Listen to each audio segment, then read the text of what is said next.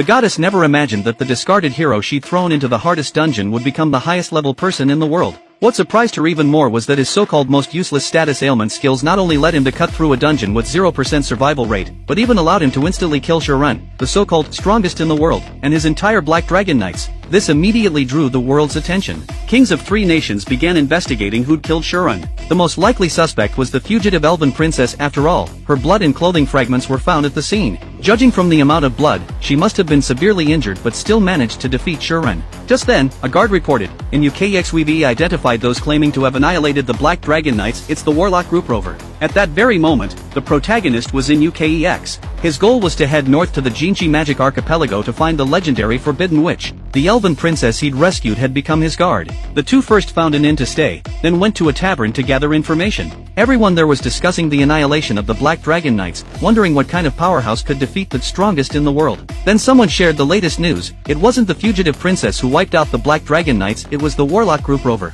The protagonist found this amusing. Having someone take the blame for him couldn't be better. The princess explained, Rover is a cult that worships the god of curses. They claim the Black Dragon Knights died because of their curses. Just then, 4 members of Rover kicked open the door. With their recent fame, they called themselves UKEX's saviors, ordering everyone to make way and serve them good wine. The protagonist couldn't help but laugh. These 4 exuded no sense of pressure at all. There was no way they were strong. If they were willing to take credit for killing the Black Dragon Knights, he was more than happy. The surrounding patrons continued discussing other possible culprits, the Leopard Man, the Dragon Slayer from the arena, and the legendary Forbidden Witch. At the mention of the Forbidden Witch, the protagonist perked up instantly, stepping forward to ask for details. He told the barkeep to refill 2 patrons' drinks and bring out some signature snacks, his treat. He quickly joined the conversation. One patron said, the only one who might have seen the Forbidden Witch is the Leopard Man, the strongest gladiator. To meet that monster, you'd have to go to the arena. Another patron tapped the protagonist's shoulder. Lucky you, there's the Leopard Man now. The protagonist immediately handed over a silver coin,